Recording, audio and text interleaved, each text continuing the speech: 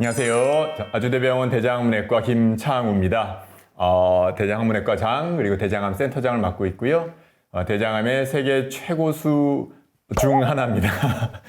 우리나라에 워낙에 대장암 잘하시는 선생님들 많으시기 때문에 정말 큰 축복인데 제가 그 중에 아직 이제 따라가고 많이 배우고 또 최고수의 반열에 오르려고 노력하고 있습니다.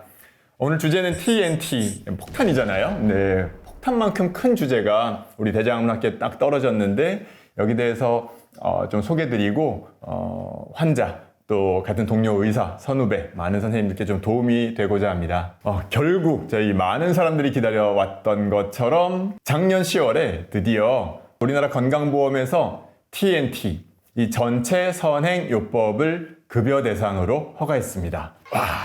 네. 다들 이게 무슨 의미인지 잘 모르실 텐데요.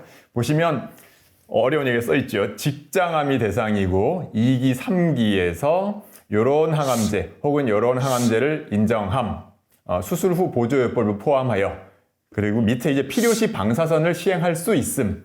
사실 이 부분은 이제 허가가 되었다라는 큰 좋은 의미이기도 하지만 동시에 이 허가 내용 자체는 저처럼 TNT를 적극적으로 하는 의사들에게는 좀 부족한 감이 많이 있어요. 이따가 말씀드리겠습니다. 하지만 이 승인된 것들을 보고 저를 비롯해서 많은 선생님들은 자, 이제 드디어 TNT가 허가됐다.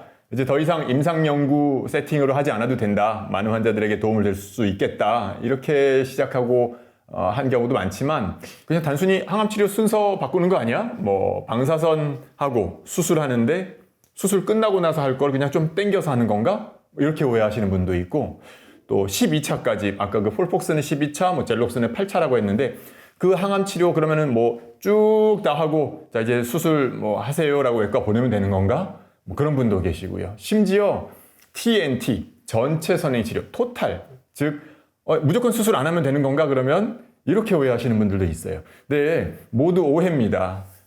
이 부분에 대해서 좀 잘 설명을 드리고자 해요. 자, 오늘의 차례고요. 이 차례가 아니고 자. 영어로만 써 있어요. TM이 WNW, 이건 Watch and Wait, 지켜보고 기다린다 이런 얘기고요. 그리고 마지막 TNT를 말씀을 드리겠습니다. TME는 뭐냐면요, 결장, 직장 두 개를 합쳐서 우리가 대장이라고 부르거든요.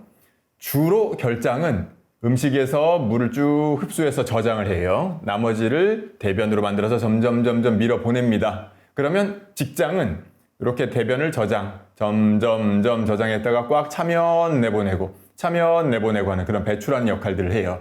같은 축구팀이어도 공격수 있고 수비수 있고 골키퍼 있고 그런 것처럼 전체 대장이더라도 주된 역할들이 조금 다를 수 있습니다.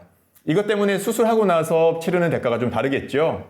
예를 들어 오른쪽 결장 수술을 한다. 여기가 없어지면 물 흡수를 못하니까 수술하고 초반에 약간 묽은 변, 심지어 설사를 조금 볼 수 있어요.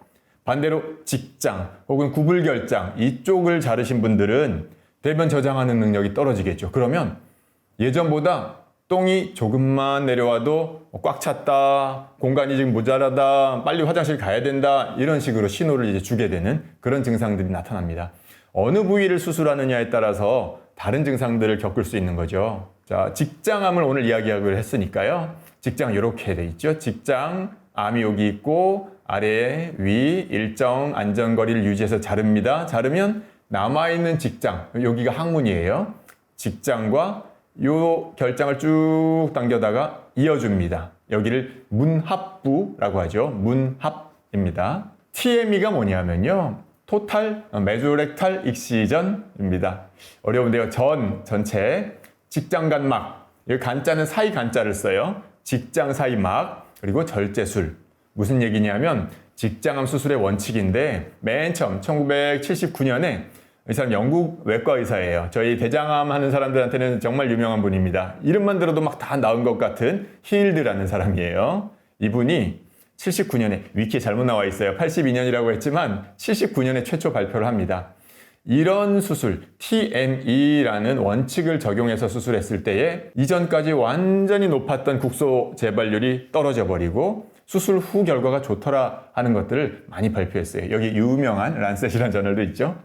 직장간막이 뭐냐 하면 혈관, 림프절, 임파선이라고도 하고요. 그리고 지방, 이런 여러 조직들의 집합체인데 요걸 직장암 수술할 때 직장뿐만 아니라 직장 간막도 한꺼번에 같이 드러내야 된다라는 이야기를 한 거예요. 이게 어떻게 생겼냐면 이렇게 생겼습니다. 이거 말고 이렇게 생겼어요. 뭐냐면 앞쪽이에요. 사람의 앞쪽, 뒤쪽입니다. 여기가 직장이에요. 그리고 이렇게 감싸고 있는 거, 뒷부분을 이렇게 감싸고 있는 게 직장 간막입니다. 쉽게 보면 이렇게 생겼어요. 우리가 순대를 가로로 똑똑똑똑똑 썰었다라고 생각하면 이해가 쉬우실 것 같아요. 여기가 직장, 둘러싼 이런 지방 조직이 직장 간막. 여기에 혈관들이 있고 지금 안 보이지만 임파선들이 존재합니다. 임파선들은 대장암 환자들은 아실 텐데 대장암이 전이되는 경로가 되고요. 그래서 직장만 이렇게 잘라냈었어요. 이전에는 1979년 이전에는 이렇게 잘랐고 그 이후에 이렇게 자르는 게 맞다라고 하는 그런 이야기를 힐드가 제시를 한 거죠. 오징어 순대 같지 않아요? 이 부분이 MRI인데 이 부분이 직장, 그리고 이렇게 둘러싼 여기가 직장 간막입니다. 사실 이게 그때는 맞고 지금은 틀렸다 그런 얘기들 있잖아요. 생각해보면 지금 와서 우리가 이 직장 간막을 남기고 직장만 이렇게 잘라내는 수술은 정말 어려워요. 일부러 하라 그래도 못하는 수술이에요. 왜냐하면 이쪽으로 들어갈 때 옆에 혈관들이 있으니까 피가 엄청 나고요. 여기만 벗겨내고 여기를 남겨놓는다? 이런 게 지금 시대에는 상상하기도 좀 힘든 일입니다. 근데 어쨌든 1979년 이전에는 그렇게 했대요. 직장암의 표준 치료는 이렇게 정리할 수 있는데 어렵죠. 아까 나왔던 그림에서 결장암 그리고 상부 직장암, 요거는 사기가 아니라면 일단 수술, 그 다음에 조직검사 결과에 따라 항암제를 하냐 마냐 이건데, 결장과 상부 직장암을 뺀 중부나 하부 직장암만 여기다가 해놨어요. 중하부 직장암입니다. 중하부 직장암일 때는 임상병기, 검사를 통해서 몇 기다, 몇 기일 것 같다. 왜 제가 일 것 같다라고 얘기할까요? 최종 몇 기인지는 다 잘라낸 걸 통째로 보내서야 현미경으로 몇 기다 라고 나오는 거. 그게 이제 조직검사 결과인 거죠. 그 전까지는 우리가 임상적으로 병기를 의심할 수밖에 없어요. 그래서 수술 전에 우리가 1기일 것 같습니다 했지만 최종 조직검사가 3기로 나올 수도 있고 2기 같습니다 했는데 다행히 0기입니다 이렇게 나올 수도 있는 그런 차이점들이 그런 데서 있습니다. 그래서 사실은 수술 전에 함부로 몇 기입니다 이렇게 얘기를 할 수는 없어요. 몇 기일 것 같습니다, 의심이 됩니다, 이런 게 이제 임상병기를 말합니다. 어쨌든 중부나 하부 직장암에서 0기나 1기가 의심된다? 그러면 수술이에요. 상부 직장이나 결장과 똑같죠? 그렇게 해서 수술을 하는데 반대로 2기나 3기가 의심된다. 그러면 수술이 뒤로 밀립니다. 뭐냐면 항암제 방사선, 혹은 이 방사선만 단독으로 하는 경우도 있는데 항암 방사선을 선행으로 하고 그 다음에 일정 기간을 기다렸다가 직장을 절제하는 수술을 해요. 그러니까 직장을 아까 그림 보여드린 대로 직장을 뚝뚝 자르고 두 개를 이어주는 수술입니다. 여기에 더 이상 국소절제술, 내시경 절제술 그런 건 없어요. 그냥 아예 직장을 잘라버리고 있는 그런 수술을 하게 되는 거예요.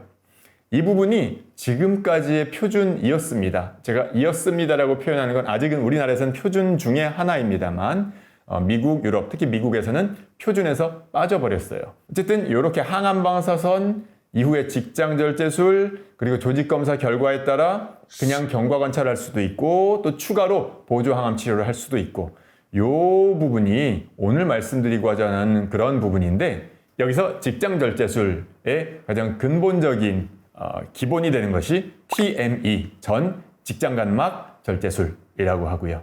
아까 보여드렸던 여기는 수술하고 조직검사에 따라 항암을 할까 말까 결정이 되는데 중부나 하부 직장암에서는 다르다 하는 것을 말씀드린 거예요. 그래서 이 부분 2, 3기가 의심된다라고 하는 게 오늘의 주제가 될 거고요. 두 번째, watch and wait. 우리말로는 경과 관찰하기, 기다려보기 그런 거예요. watch and wait.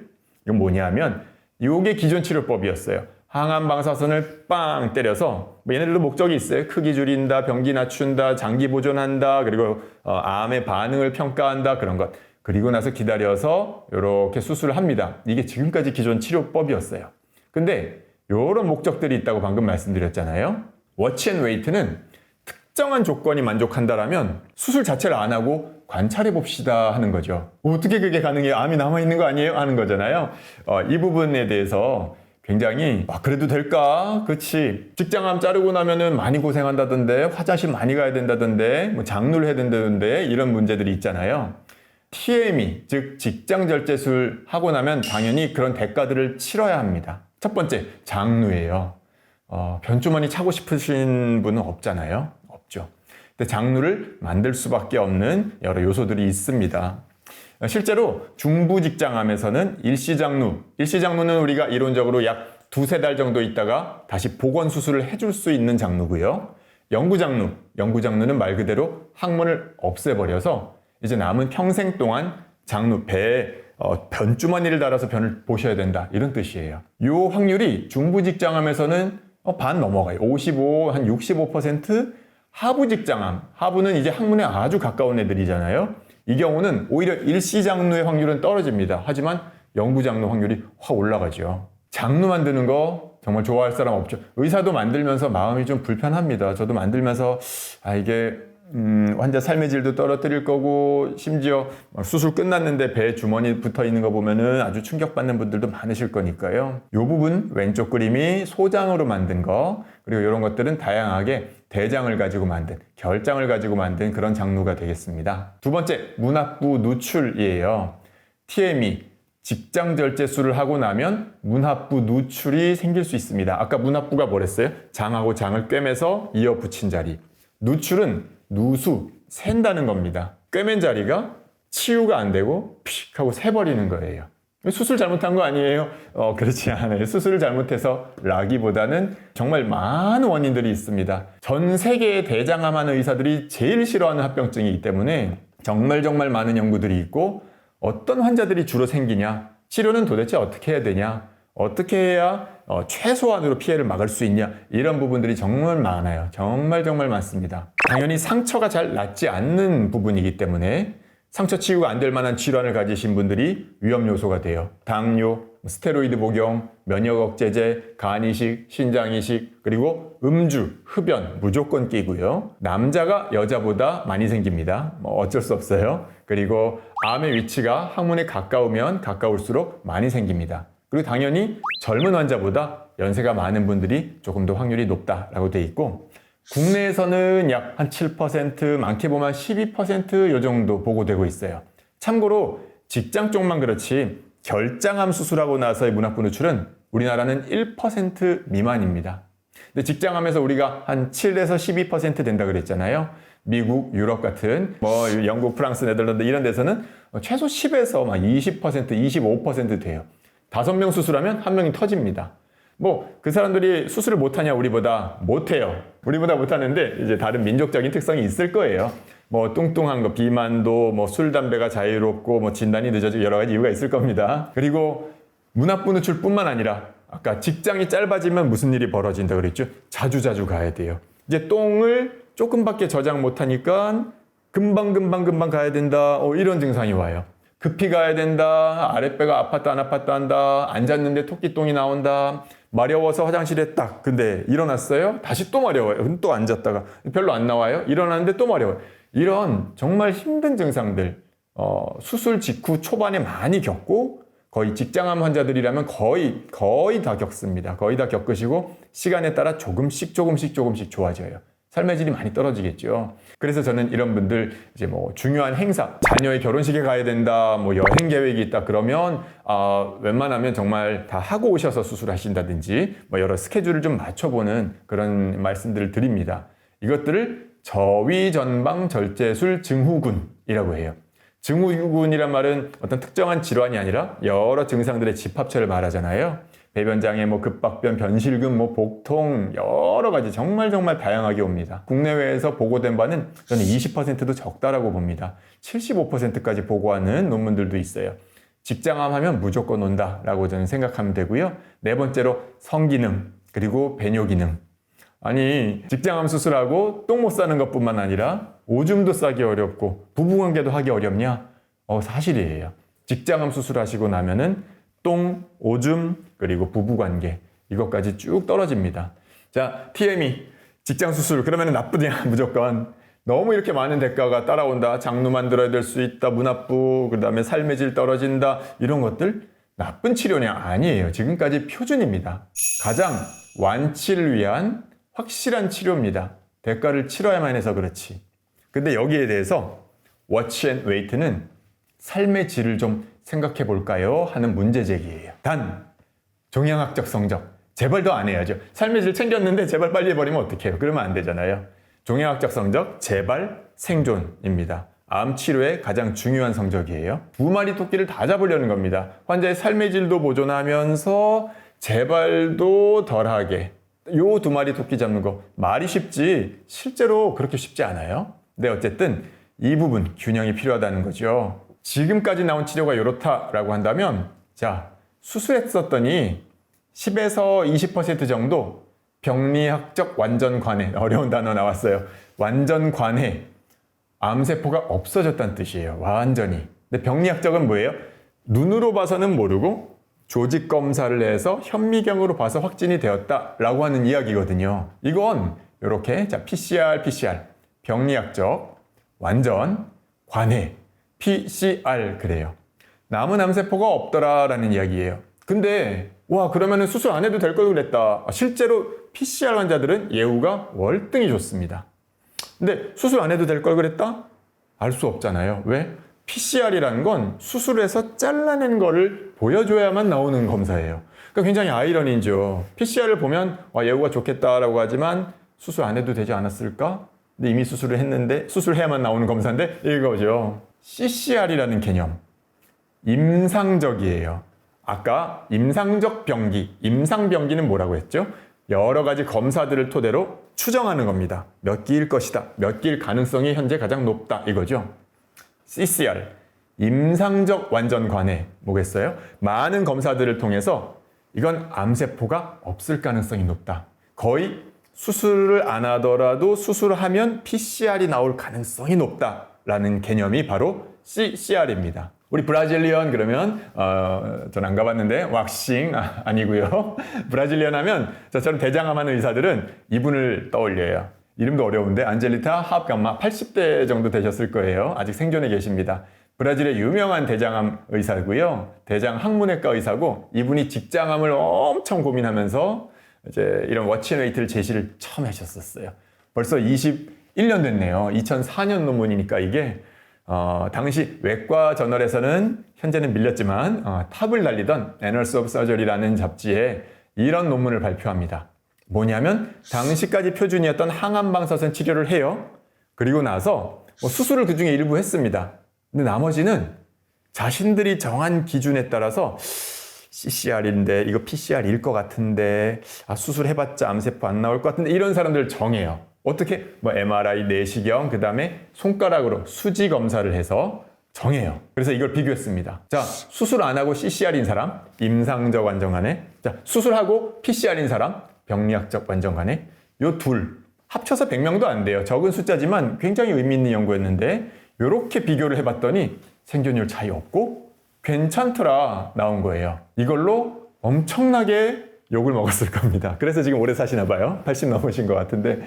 하지만 선구자가 첫 발을 내디디면 그 다음에 후학들이 막 따라오잖아요. 지금 아마 23년 검색이니까 거의 600개 가까운 논문들이 이런 주제로 쭉 나왔어요. 워치 앤 웨이트입니다. 기다려봅시다 라고 하는 거예요.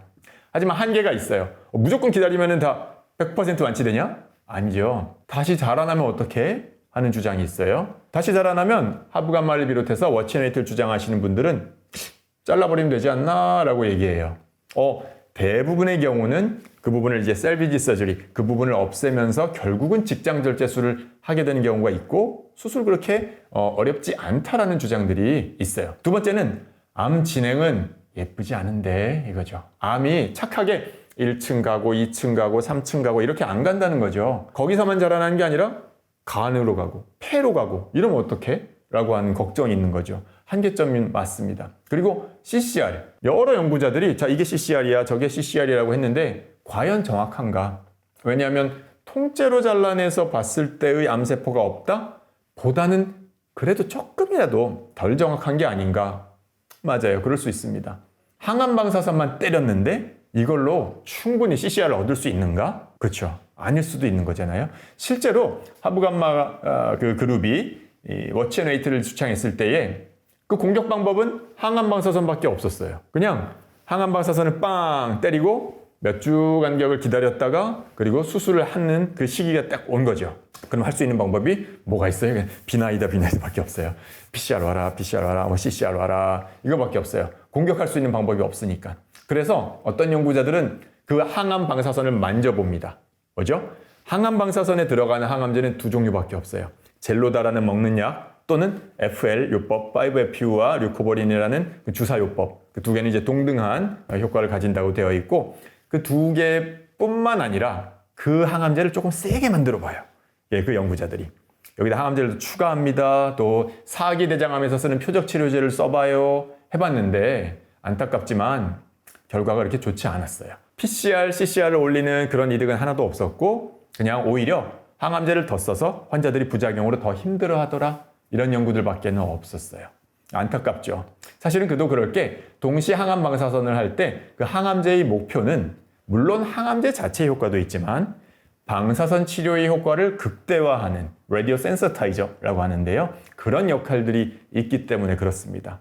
좀 안타깝지만 이 공격 방법을 좀 더 강화하면 PCR이 높아질까 했던 연구들은 실패했어요. 그럼 뭐가 남았어요? 기도할 수밖에 없어요. 더 계속 기도하는 겁니다. 방사선, 동시항암 방사선하고 PCR 와라, PCR 와라, CCR, CCR, CCR, PCR. 그거밖에 없는 거죠. 너무 안타깝죠. 그러다가 두 개가 만납니다. 워치앤웨이트와 제가 이제부터 말씀드릴 TNT가 만납니다. 사실 이 두 가지 연구들은 서로 다른 데서 시작했어요. 두 개가 처음부터 이렇게 협력할 관계는 아니었다는 거죠. 결론적으로 만나게 됐지만.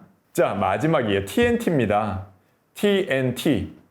Total Neoadjuvant Therapy. 전체 선행 치료라는 뜻이에요. 우리 작년 10월에 승인된 한글로는 전체 선행 화학 치료라고 했는데 저는 그건 틀렸다고 봐요. 그냥 전체 선행 치료입니다.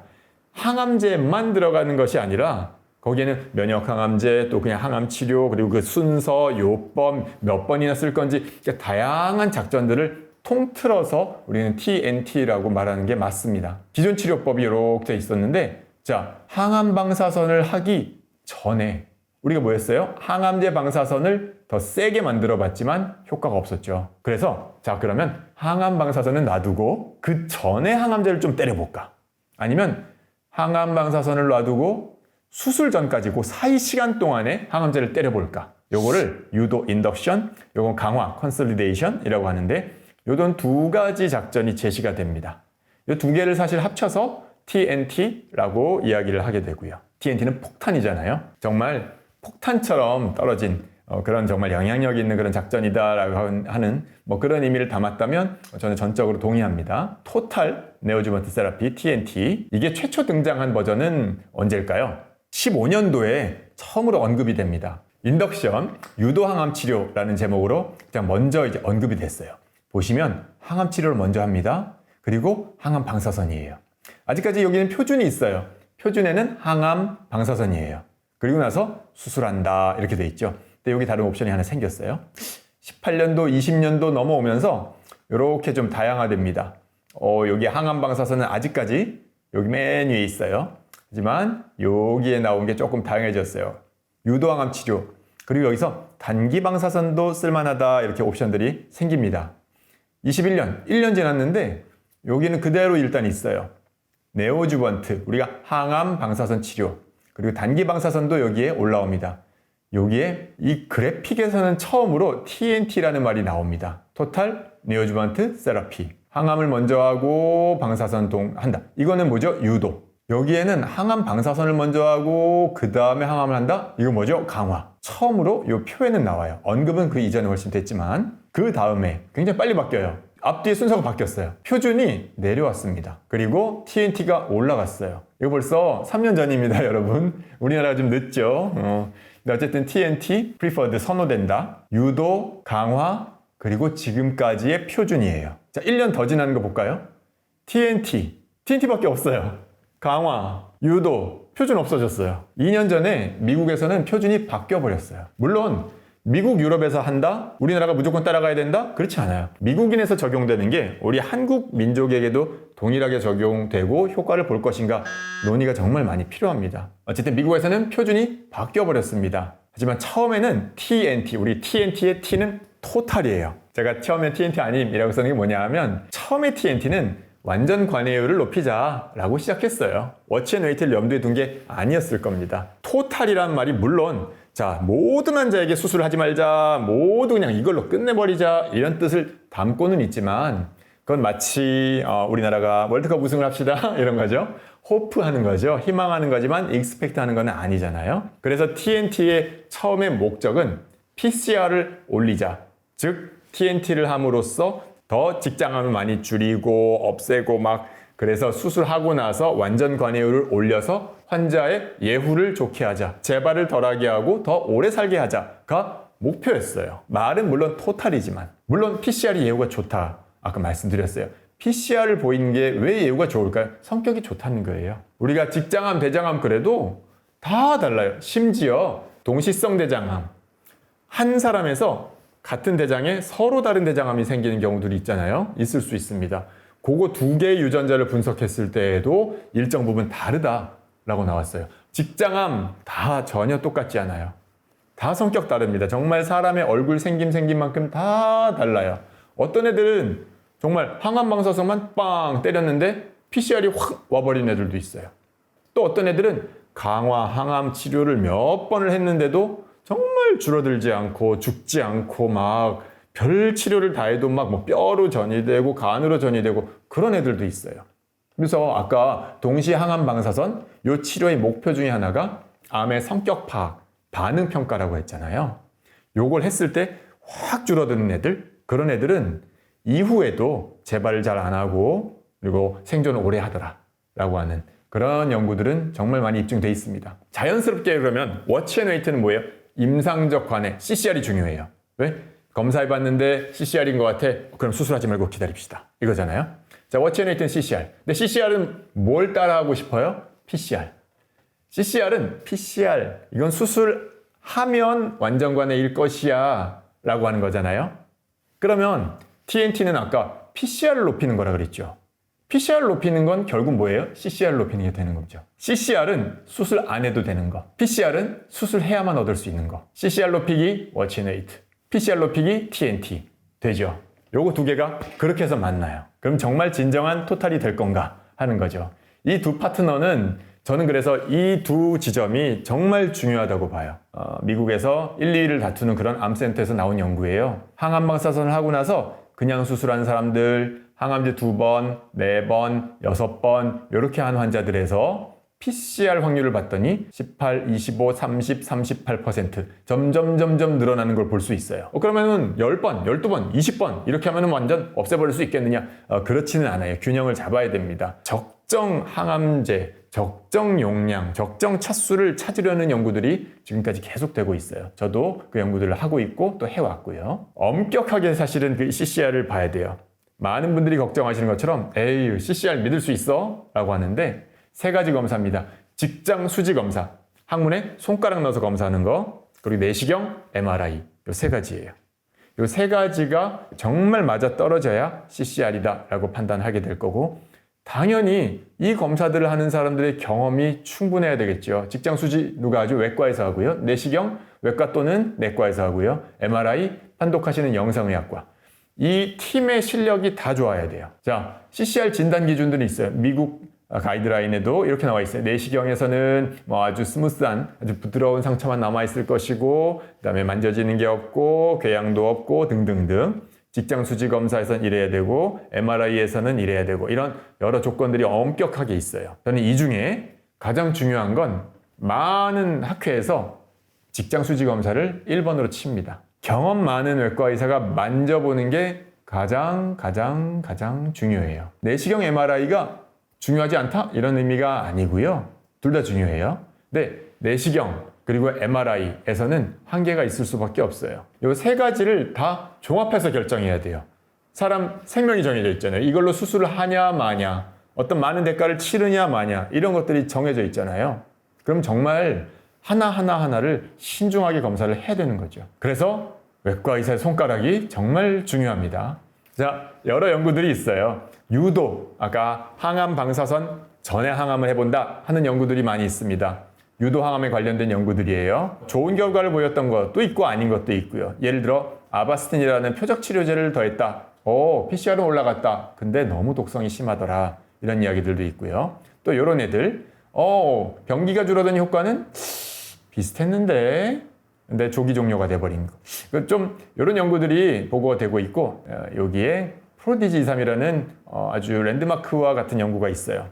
요 폴피리녹스라는 이런 레지멘은 보통 대장암에서 잘 안 쓰죠. 췌장암에서 쓰는 굉장히 좀 독성이 강합니다. 이걸 6차를 빵 하고 환자한테 줬어요. 당연히 PCR이 올라가겠죠. 기존이 12%, 폴피리녹스 6번 했더니 28%. 하지만 수능도, 컴플라이언스, 즉 환자가 이 치료를 끝까지 완주할 수 있느냐 하는 부분에서는 좀 많이 낮은 확률을 보였어요.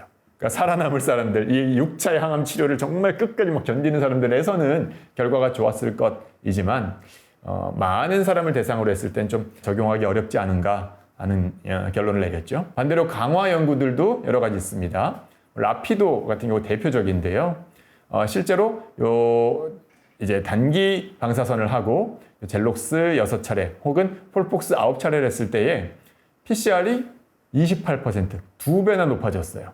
굉장히 고무적인 결과였습니다. 그런데 최근 재작년인가요? 나왔던 장기 팔로업 연구를 봤을 때에는 특이하게 이쪽이 PCR이 많았는데 국소 재발이 좀 많았더라 하는 게 나왔어요. 이 부분은 우리가 TME를 할 때 그 원칙을 잘 지켜야 국소 재발률이 낮아지는데 PCR은 비록 높아졌지만 항암 방사선을 하고 나서 쭉 많이 기다리는 기간 그리고 그 사이에 항암제를 함으로써 그 부분이 딱딱하게 섬유화가 되고 수술할 때 정확한 TME, 정확한 전직장간막 절제술을 하기가 어려워서 그랬을 것이다 라고 하는 게 그 논문 저자들의 주장입니다. 아무튼 그 외에 다른 여러 가지 강화 연구들이 있습니다.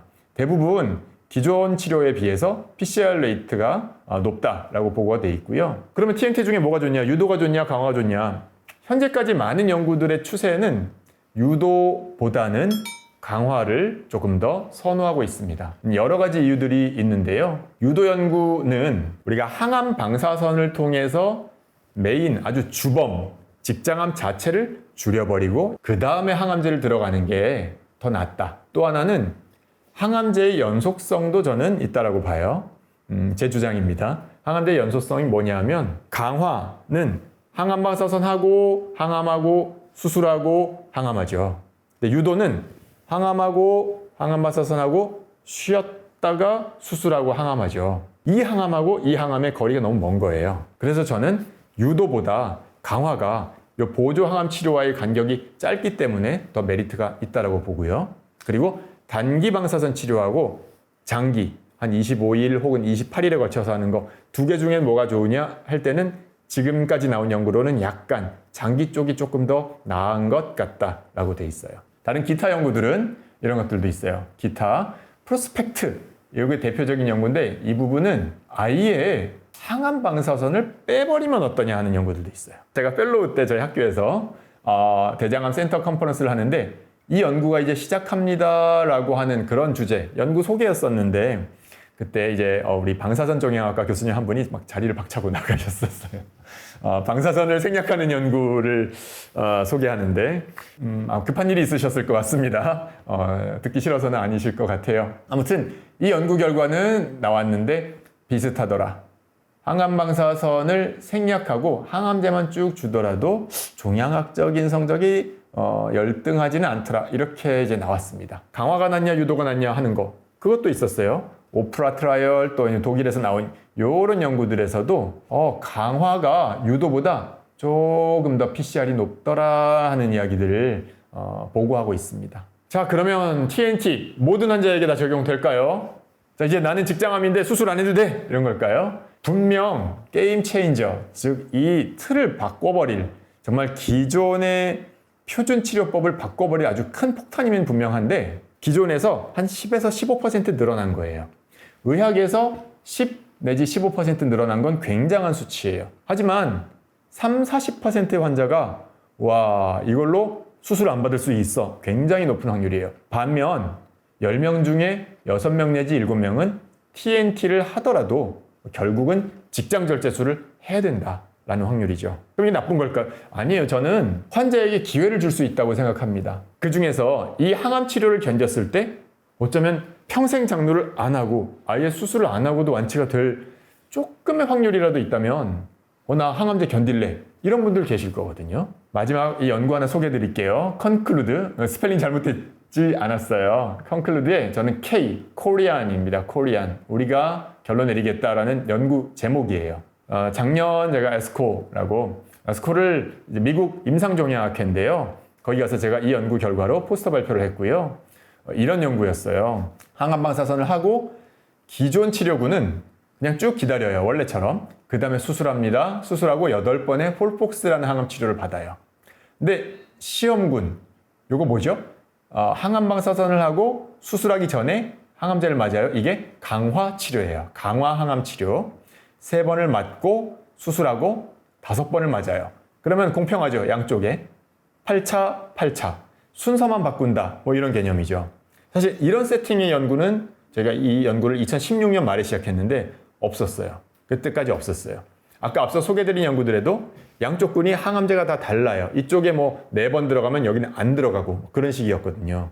근데 저희는 이 연구를 세팅할 때에 양쪽 군에 토탈 들어가는 항암제를 통일하자. 그래서 나중에 생존율까지도 한번 체크해보자 라고 했습니다. 결과는 이렇고요. 358명 전국에서 정말 많은 환자분들이 임상시험에 참여해 주셔서 이런 귀한 결과들을 얻을 수 있게 됐고 이 결과들을 토대로 아까 그 학회 그리고 현재 논문이 진행 중에 있습니다. 결과가 궁금하실 텐데 수술 전후 상태 비슷해요. 수술 전후 상태란 건 수술 후에 합병증, 회복기간 이런 거 비슷했어요. 우리가 가장 먼저 보고 싶었던 거 PCR. PCR이 올라가냐? 올라갔습니다. 3번 맞았는데 올라갔어요. 6.2%나 올라갔어요. 그런데 통계적으로 이 P라는 값이 0.05보다 낮아야 의미가 있다라고 보는데 그 의미는 없었어요. 이렇게 되면 우리가 결론을 어떻게 내리냐면 강화함을 했는데 효과는 있기는 한데 조금 모자라다. 좀 더 해야 되겠다. 이런 결론을 저희가 내렸어요. 수능도는 환자들이 정말 잘 따라와 주셨어요.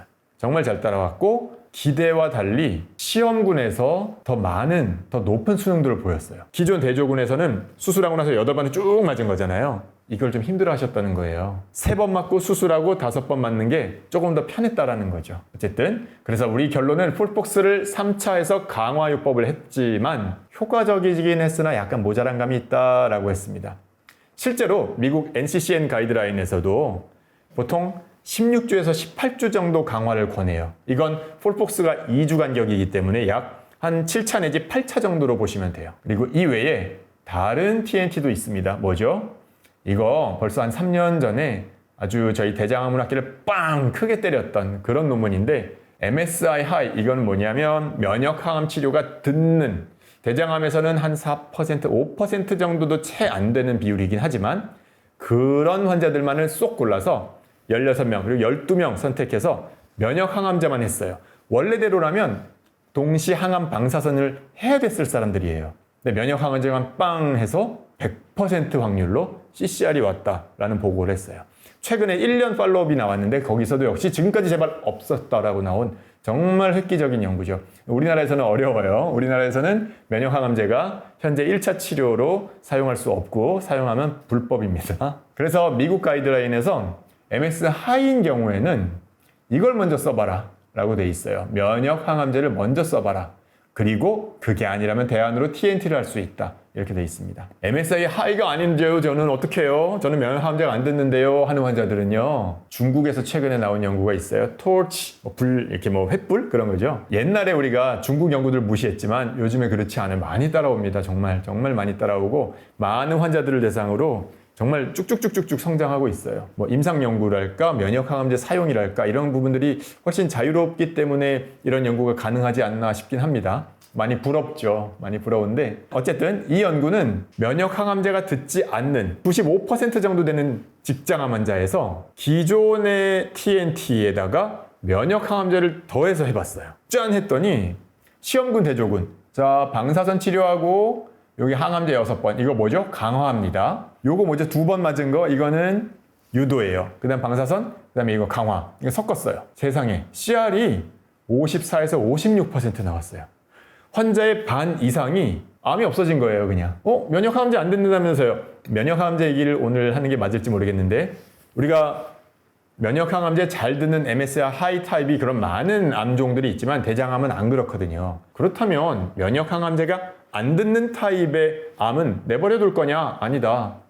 요걸 면역항암제 플러스 어떤 파트너를 더해서 면역항암제와 이게 시너지를 일으켜서 얘네한테 좀 듣게 만들 것이냐 하는 그런 파트너들에 대한 연구가 정말 많아요. 기존 면역항암제에 어떤 파트너들을 병합해서 쓰느냐가 관건인데 지금 이 중국에서 나온 토치라는 연구는 그걸 잘 보여줬죠. 기존 항암제에 면역항암제를 섞어 쓰고 TNT를 했더니 절반 이상의 환자들이 암이 없어졌다. 이거 대단하지 않아요? 그래서 이 연구 결과에 고무되어서 이제 많이 더 확대하기 시작했어요. 자, 초기암에서도 해보자. 재발암에서도 해보자. 이젠 더 진행된 암에서도 해보자. 이 연구들은 현재 진행 중입니다. 연구 결과가 많이 기대돼요. 자, 정리하면 모든 환자에게 적용될 일인가? 제가 MSS라고 쓴 건 거의 전체 대부분의 환자, 면역항암에 안 듣는 환자들. 그리고 MS 하이는 뭐죠? 면역항암제 듣는 환자들. 자, 여기 CR은 완전 관해. 그래서 이렇게 볼까요? MSS만 봅니다. 면역항암제 안 듣는 그냥 대부분의 대장암이에요. 직장암 봅시다. 전체 중에 한 95% 돼요.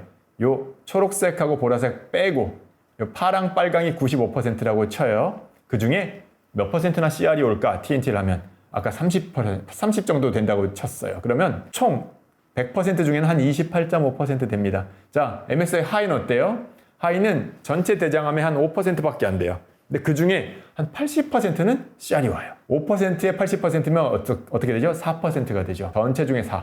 자, 그럼 아까 그 28.5와 4%, 한 32 내지 33%, 3분의 1 정도의 확률로 수술을 안 할 수 있는 그 직장암 환자들에게 기회가 주어지는 겁니다. 그래서 TNT라고 제가 아까 처음 보여드렸던 그런 치료에 면역항암제도 들어가요. 당연히 들어갑니다. TNT 무슨 항암제 써야 돼? 몇 차 써야 돼? 이게 아니고요. 완전 관해, PCR이든 CCR이든 간에 완전 관해를 추구해서 궁극적으로는 수술을 피함으로써 완치도 노리고 삶의 질도 노리는 그 두 마리를 다 잡으려고 노력하는 모든 작전들을 통틀어 말하는 게 TNT예요. 풀폭스 6번이 TNT다? 뭐 그런 게 아니에요. 그냥 모든 작전을 통틀어 말합니다. 제가 그냥 만든 TNT입니다. 제가 실제로 작년 10월 이후로 쭉 하고 있어요. 저는 동시 항암 방사선을 선호합니다. 근데 뭐 여러 가지 사정이 안 되면 단기도 해요. 단기 방사선. 그 다음에 폴폭스를 4번 합니다. 8주가 지나겠죠? 반응 평가를 한번 해요. 여기서 정말 와 이거 4번만 맞았는데 없어져 버렸어. 이런 분들이 있어요.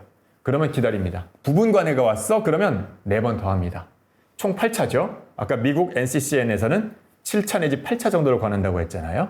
이렇게 8차 합니다. 근데 만약에 여기서 반응이 좀 별로다. 생각보다 안 줄어들었는데 그러면 환자랑 이제 상의를 해요. 암 성격이 별로 안 좋을 수도 있을 것 같은데 그냥 수술을 할까요? 그러면 이제 환자가 그러시죠 하면 수술하고 아니 제가 좀 더 맞아보고 싶습니다. 안 그러면 영구장루인데요? 그러면은 더 합니다. 그리고 나서 다시 또 반응 평가를 해요. 이때 완전관해다 라고 하면 기다려봅니다.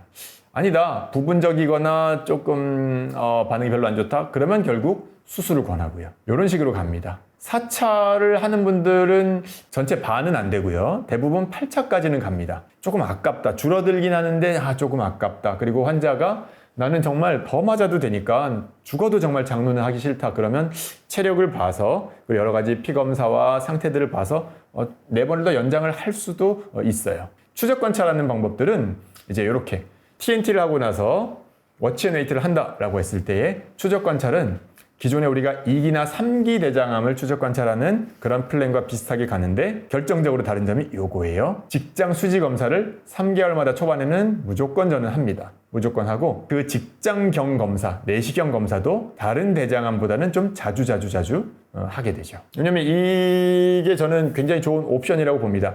절대적이다, 무조건 해야 된다, 그렇진 않아요. 하지만 환자 셀렉션을 잘하고 어떤 환자에게 이게 이득이 될 것인가를 잘 판단해서 결정한다면 제가 정한 방법이든 또 여기서 더 업데이트가 된 방법이든 상관없어요. 그냥 국내에서 이 방법들을 다 그냥 참고하셔서 쓰시라고 그냥 다 배포하고 보내드리고 있습니다. 그래서 더 업그레이드가 되고 더 좋은 그런 것들이 나오면 저도 이제 그걸 배워서 또 제 치료 방법을 업그레이드 할 수 있고요.